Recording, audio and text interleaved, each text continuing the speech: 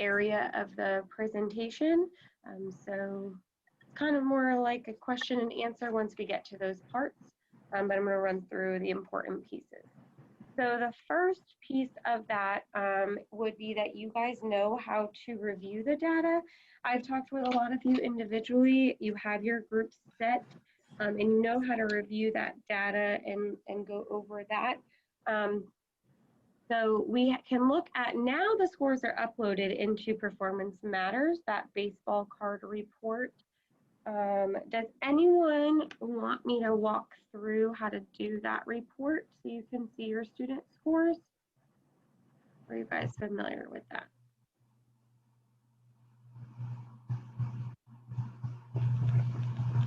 I can use some, I can see that, I can use.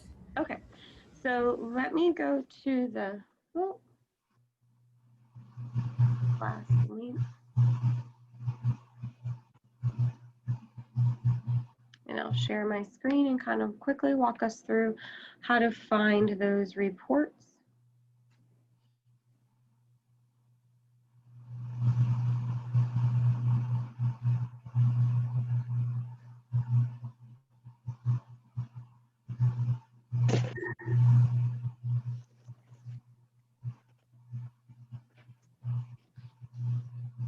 Okay, so while the internet is circling, if you guys could start to write down some questions that you have specifically about MTSS.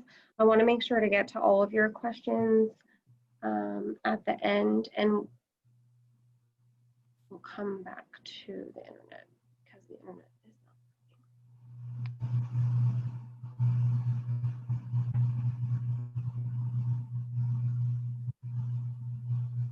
not. Okay, so I think it finally loaded. Can you guys see the class link, or do I need to reshare my screen? I think you need to reshare. Do you see it? It's loading. Loading. Yeah, it's taking a really long time to load. So while we're waiting for that to load, can you guys think of any questions about data that you have for me while we're on the data slide, as far as analyzing the STAR scores or the classroom observations or using last year's information? Anyone have questions on that? I have a question. If a kid is ESE, is he automatically tier 2? Yeah, so if a student's ESE, they still would receive those interventions. We don't ever want to take interventions away from a student, so you have to think of it as that student was receiving tier 2 at some point, then they didn't make progress, so they started also receiving tier 3, and then because they weren't making progress with that, we looked at an ESE program. One thing to keep in mind is MTSS is not a reason,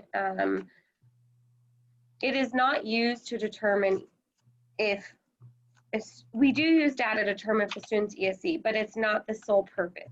We don't just do the interventions because we think a student's ESE. So we do the interventions for all students that need the support, but we don't do intervention just because we think a student might be ESE. So the answer to your question is yes. If a student's ESE, interventions still need to be provided. And that could look different. So if a student's being pulled by an ESE teacher, that ESE teacher could be providing like the tier 3 intervention piece and collecting data based on their IEP. But you as the teacher would want to keep track of the tier 2 and provide tier 2 intervention in your classroom. So you don't just want to let them float while they're in your classroom and not give them intervention. You would want to provide intervention as well. I put them all in tier 3. Okay. What I meant was I have a student who is labeled ESE and he is getting interventions with ESE, but the thing is he's not one of my lowest kids. That's why I was curious. And he's in kindergarten. So he came into kindergarten being ESE. And he's not one of my lowest. That's why I was curious about that. Right. Yeah. You would still want to make sure that you're providing intervention because we never want to take the intervention away from a student. Put him in ESE. Okay. I mean, put him in tier 2.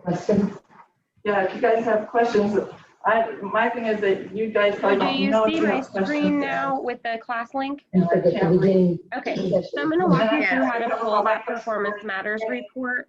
On the class link page, you would go to Performance Matters. I love materials.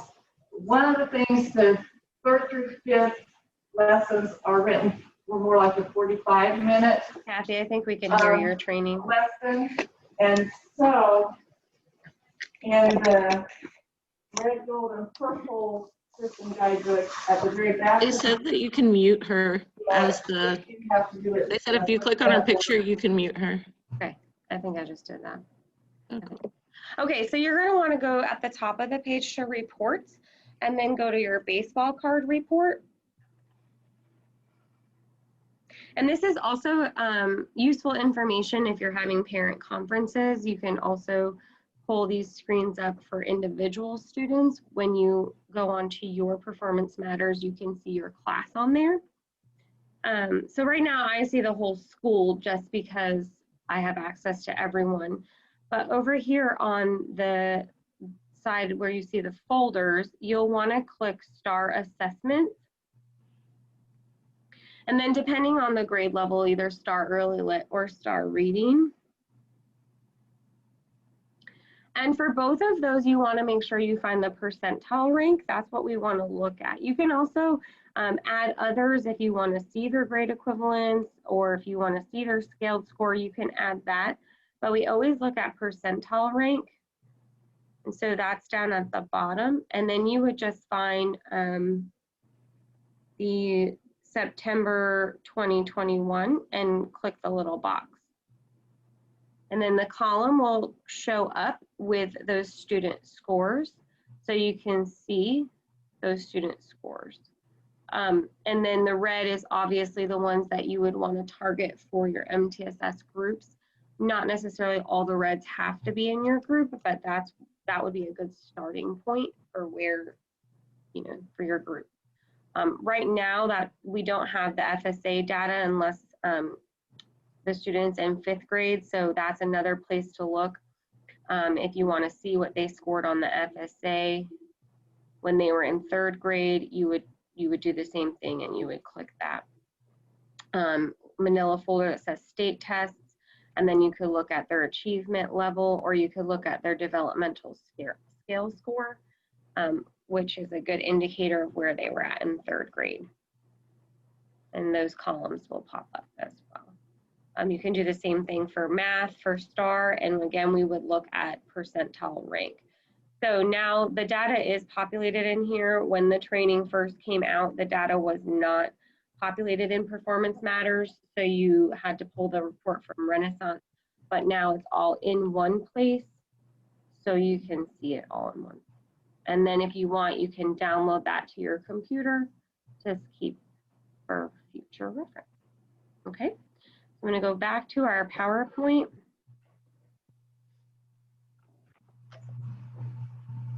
And we start with data always in MTSS, and that's how we would determine our group. And like I said, most of you have your groups already done. So then the next step that we would look at would be what interventions we can use for those groups. There's a bunch of interventions. This is not the entire list of interventions that you can use. It's just what we do have readily available for you guys to use. The biggest one is the FCRR, the Florida Center for Reading Research. And if you haven't been on there, you should take a look at it. They have lessons based on standards. So you also can pull the lessons based on student standards and skills within the standards too. So it's really great because if you're a 4th grade teacher, you could pull them for 3rd grade if that's where the student was at and needed support and so on. So if you're in 1st grade and they need kindergarten skills, things like that, that's a really good website to pull for different grade levels, different skills. And then the lessons come up and they are very guided for you. So there's almost a lesson plan already attached. So I always recommend that's a good place to start. And I'll show you what I'm talking about here. Let me go back to the website and share my other screen with you.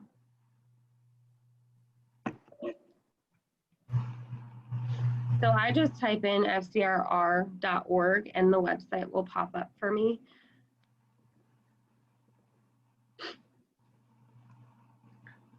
And then when we get here, you will go to the top bar and go to Student Center Activities, and then you'll pick the grade levels that you want to look at. So we might want to say, okay, the student is in 4th grade or 3rd grade. We might need something from 2nd or 3rd grade. And you can see they're broken down by skill. So if they needed a fluency lesson, you could go ahead and pick a lesson and it'll tell you everything that you're going to need, and it'll tell you exactly what you're supposed to be doing for them.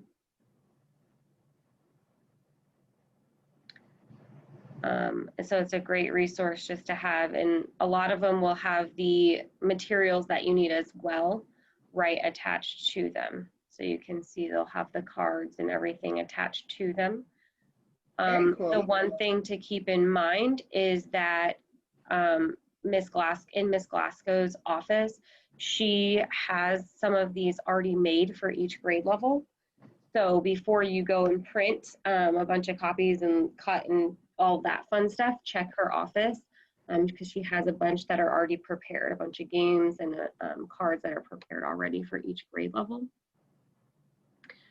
So that's always a good place to start for interventions. Again, you can always use the Reading Wonders Tier 2 intervention resources.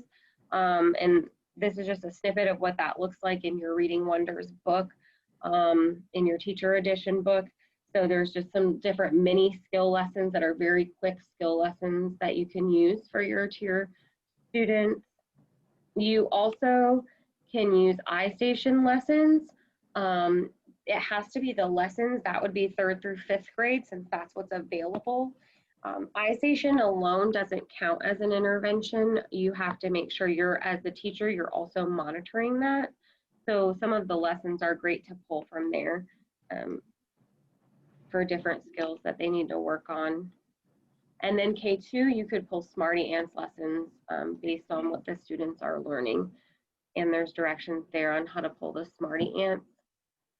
And then always, you guys are doing Power Hour, everybody's doing Power Hour. You are welcome to use Power Hour resources that you find on Schoology for MTSS intervention as well. Because if we think about that, Power Hour is the time that you can pull your Tier 3 kids. That counts as a Tier 3 intervention for MTSS. So they go hand in hand. So just those interventions work. Any questions on interventions or data so far that I could answer?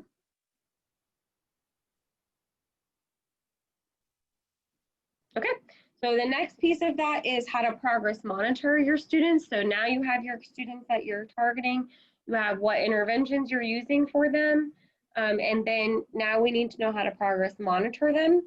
So kindergarten through 2nd grade is going to be formative assessments based on the skill that the students are working on. And then 3 through 5th is iStation on-demand assessment. So for kindergarten through 2nd grade, we think about this little spiral here of the different skills that the student could work on. Some of them that you could work on are blending, beginning sounds, short vowels, long vowels, things like that. If you're in kindergarten through 2nd grade.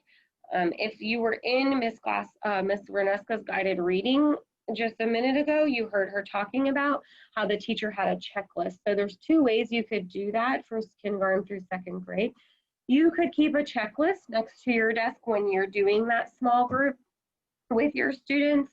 And as they're reading, you could have them practice their beginning sounds as they're reading, and you could listen for how many beginning sounds they understand or they knew out of a certain amount of words. The other way that you could do that is have a list of words, and at the end of the week, you can ask them, what's the beginning sound of this word? What's the beginning sound of this word? And you could keep track. Just make sure to give them between 5 and 10 chances to make a percentage out of that. So it can be done 2 ways. It can be done with a list, or it can be done while you're doing your reading lessons in class. 3rd through 5th grade, you also can keep that formative data when you're doing small groups. It is a good indicator of where the students are at. We do track and progress monitor with iStation on-demand lessons for 3rd through 5th grade. And we want to make sure that when we're scheduling those on-demand lessons, we're checking every single area. So there's 4 different areas that you'll want to check. So it's not just the areas in orange, it's every area that you're checking. And if you're a 4th or 5th grade teacher and you're departmentalized, the ELA teacher will be the one keeping track of the data.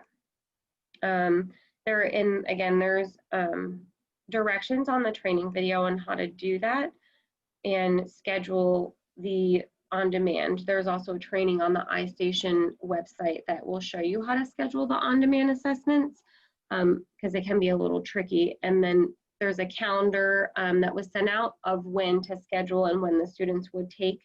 If you need that calendar, I can resend it to you, but it's an important reminder because unfortunately, we can't schedule ahead of time for the whole year. We have to schedule like the day before the student will take the progress monitor.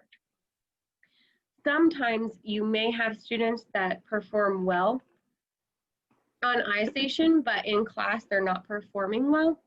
Those students are unique. And if you have a student like that, we can talk about how else we could progress monitor them besides iStation. So we've seen sometimes that kids do better on a computer or it's not an accurate picture, and sometimes they might do worse on the computer and it's not an accurate picture. So there are other ways for you guys to progress monitor if that situation ever came up and you wanted to know a different way to progress monitor. So any questions on the progress monitoring piece at this point? Where do I record this progress monitoring online?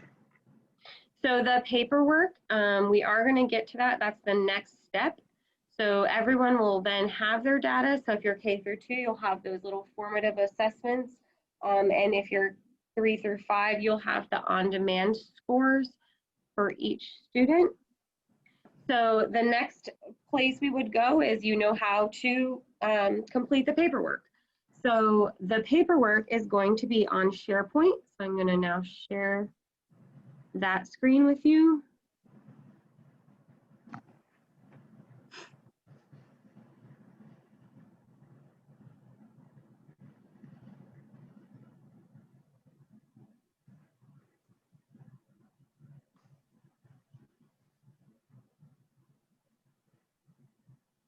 Do you guys see the Google screen? Is that what you're seeing? Okay, I didn't know what you were seeing. Okay, so we're gonna go to SharePoint.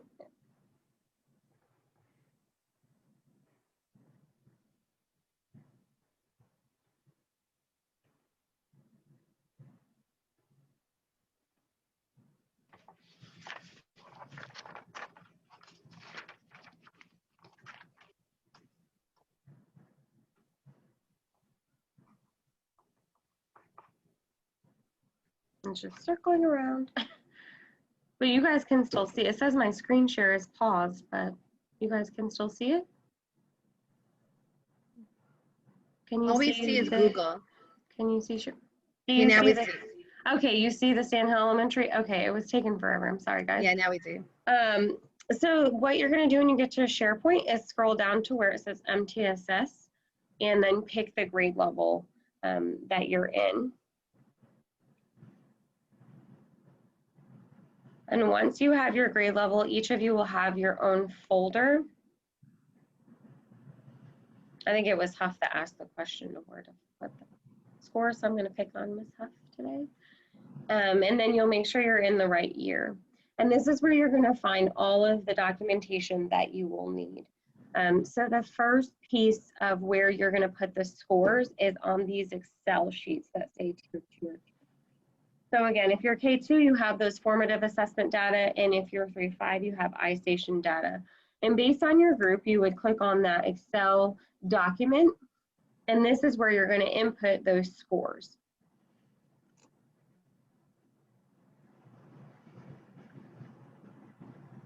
You'll see when you open this that the dates of progress monitoring have already been added for you. So we were supposed to start the intervention and progress monitoring the week of October 5th. So that should be the very first score that you have right here for your tier 2 group, would be that week of October 5th. So you'll put your students' initials over here on the side, and then where it says NA is where those progress monitoring scores will go. So if the student the first time around scored, let's just say a 5 out of 5, that would be a 100%. So always make sure that you're turning, if you're K2, turning those mini formative assessments into a percentage. So if they knew 3 out of 5 beginning sounds on the test that you gave them, that would be a 60%. And that's the information that would go in where it says NA for progress monitoring, and the scores will pop up on the graph here for you next to you. And then if you're iStation, you would just put in that score for iStation, which is like 323, say, and that would show up for you. So where it says NA, that's where you would put your score. If a student's absent and you don't have a score, or you just happen you didn't get a score for that day, just leave it as NA. Don't mark a 0 or absent or anything in that box, because that's going to mess up the formatting of the paperwork. So you would just make sure to leave that as is and keep continuing on. If you don't get the progress monitoring on the exact date, if, because for instance, today is a teacher work day and that was the date we had, you can certainly put yesterday's or Wednesday's scores on there. So sometimes for iStation, it's difficult. You schedule it and then the student doesn't log on for the next couple of days, and that's okay. Just make sure that the progress monitoring is as close to those dates as you can get.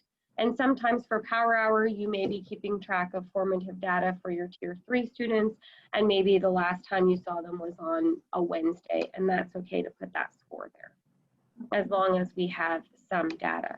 So that would be the where you put the progress monitoring scores. The other piece that needs to be filled out are these Word documents, and they are filled out usually once per year, depending on if your group or your skill changes throughout the year, and it's 1 per group. I've had that question a lot. It's not 1 per student, it's actually 1 per group. So if you do have multiple MTSS groups, you would have multiples of these, but if you only have 1 MTSS group, you just need 1 form. And then you just make sure you fill in, and this is basically the problem solving process, which is the next piece of that, is you'd fill in, why do you think the students are struggling? Is it their attendance? Maybe they're ESOL students, maybe they're ESE, maybe there's some diagnosis that they have that's hindering them. Maybe they lack basic foundation skills, maybe they didn't go to preschool, things like that, or they're still just lacking like basic phonemic awareness skills, so then they can't fluently read. So that's whatever you think the reason is, you would put there. I missed, we're putting their names in this? This form, this Word document, their names do not go on. Their names or initials would go on that Excel document. So is this per student though, or like per group? This is per group. Per group, you'd fill Okay. 1 per group. Yep, 1 per group. So Okay, that's why, yeah, and so what's the problem? And I've explained to a few people, and there may be multiple problems, and different students might have different problems. So in that case, if you want, you could put their initials in this box, and let's just say this student was ESOL, and that's why you have them in your MTSS Tier 2 group. And let's just say that little Johnny, maybe his is attendance.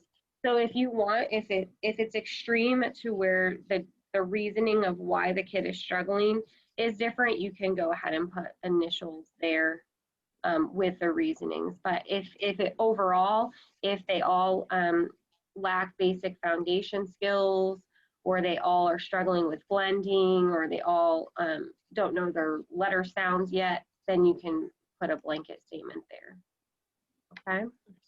Then the next piece you'd fill out, the goal is already filled in for you on everybody's sheet, would be number 4. So you just make sure you put your name there, You also, if the student's ESC, if they're receiving tier 3 interventions from that teacher, you can put that teacher's name there. That would go on your tier 3 form. If they're going to an LLI group with Ms. Chapman or Mrs. Singleton, you could put their name there because that counts as an intervention. That does count as tier 2 or tier 3 intervention for a student, so you could put their name there. Just make sure whoever is providing the intervention is documented. And one thing everyone always forgets, because it's kind of tiny, is what intervention are we using? And that's where we just talked about the FCRR interventions, the Reading Wonders tiered interventions, iStation lessons. So whatever interventions you're using, that's what goes right here under type. So what intervention, what resource are you using? And then number 5, you'd fill in as verbal praise, or maybe their signature card, or maybe high fives, whatever you're doing to reward them. And the start date is the date that you start intervention, which we aimed for October 5th. So most of you will have October 5th there. Okay. And we're getting close to the end. So are there any questions on where to find the paperwork or what is supposed to go on the paperwork? Because that is almost the last piece of this. I have, Miss Lois, Go ahead. when do we fill this paperwork out? Because you said we only have to fill it out once, or? So I have not required you to have the paperwork filled out yet. Okay, I will be sending out, and you'll get it in advance of when the paperwork and the progress monitoring scores need to be on SharePoint. okay, We usually try to do it once every month.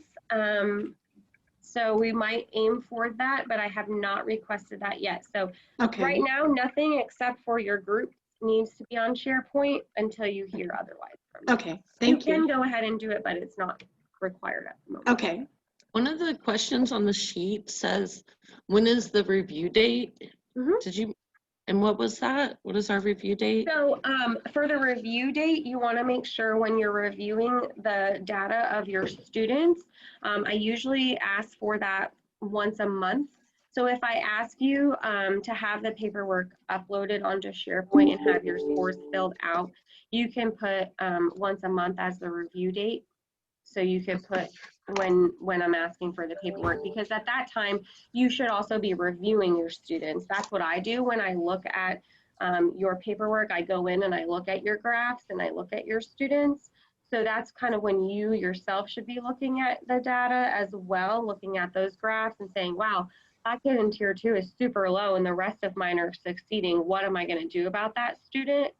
And if we need to look further, that's when we do that. So I usually like to put once a month on there.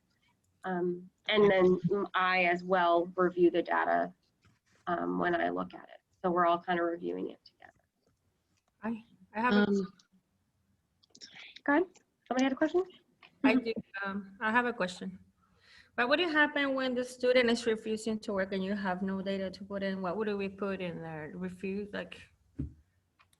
Yeah, so in the little code box where you would mark if a student was absent, or you'd mark if a student was, or you were absent, you could put in that little box, refused. You could make a code on there and say refuse to complete the work.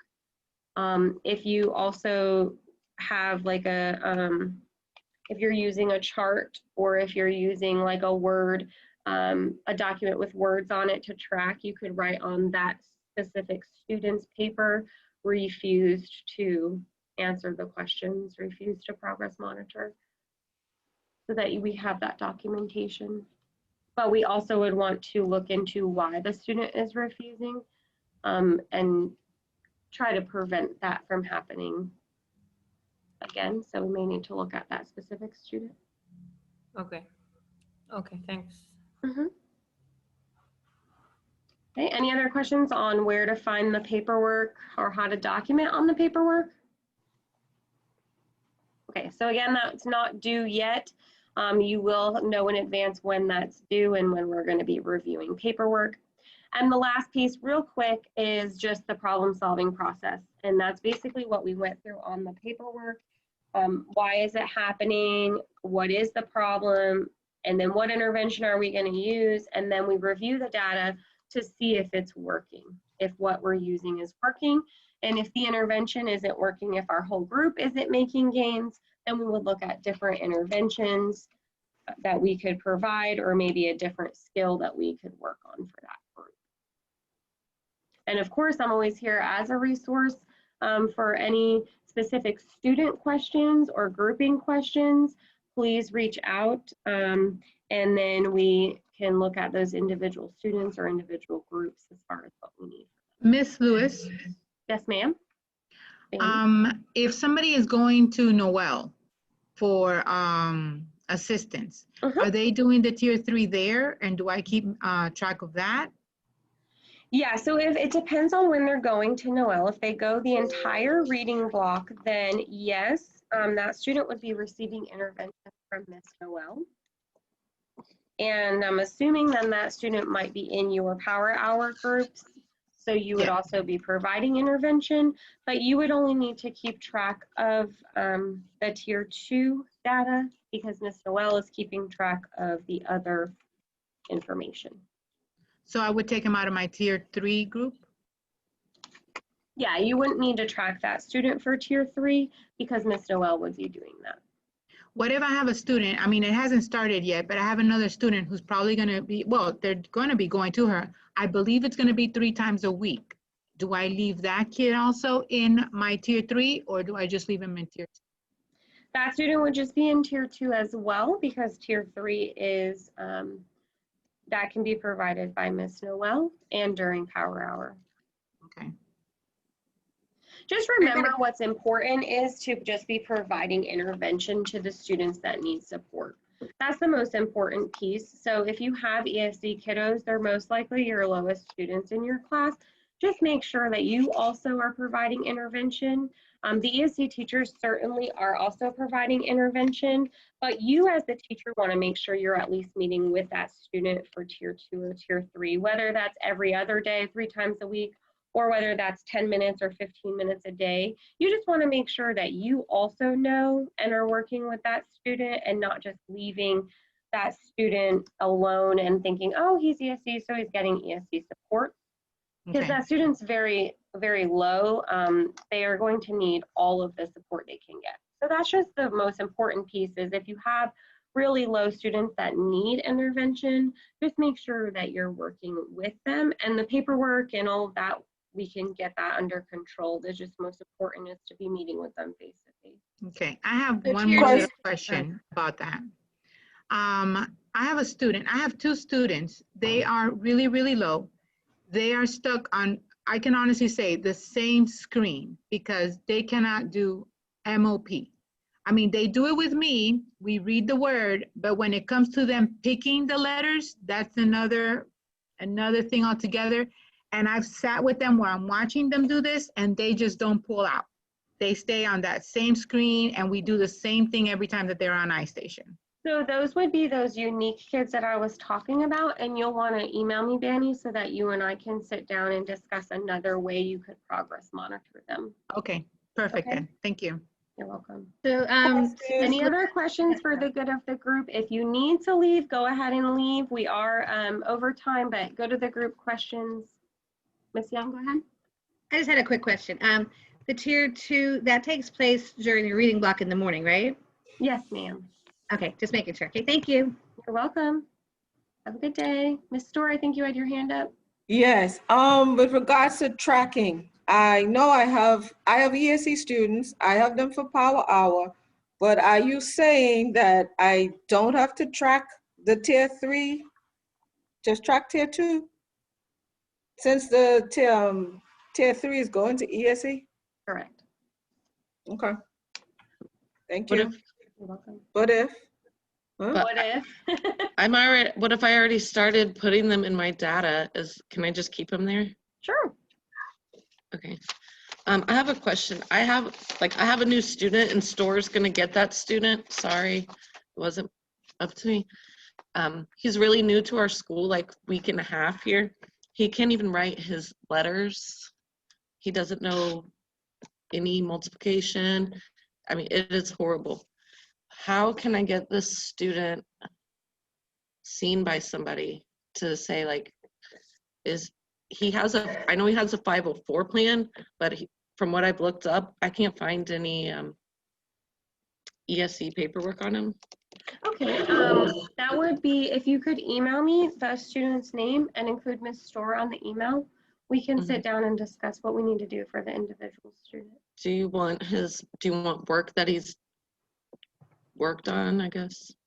No, you could just give me his name and in the email, and then I'll know what we're talking about. We can come up with a plan for that student.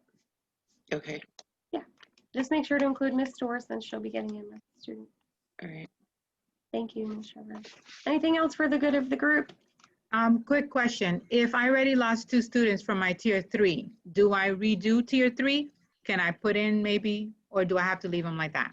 No, so tier 2 is the group that's Sorry, tier fluid. 3. Yeah, 3, so I'm sorry. yeah, no, so tier 2 is the group that's fluid. The only students that should be in tier 3 currently are those that were receiving tier 3 last year. And that information was based on the spreadsheet that you were given at the beginning of the year. So no other students at this point should be tier 3. If after we're providing interventions and you notice that that student is still struggling, that's when we can look at tier 3. But remember that if we're looking at tier 3, you need to email me because I'll need to set up a meeting with the parent. Tier 3 is where the parent involvement really does come into place. You certainly can start the intervention, but you need to make sure you're letting me know so I can get that meeting scheduled. All right, so they wouldn't be on paperwork yet. Correct. Okay. Okay. Any other questions? For the good of the group? Okay, if you have individual questions, like I said, I'm always here, so email me your individual questions and I'll be happy to address those. The training video is still available, and that's where I pulled all the information from today. And this video is also being recorded, so it'll be sent out for you guys to watch. If that's it, we're good to go, guys. Thank you. Have a good Have a day. good rest of your day. Bye-bye. Bye.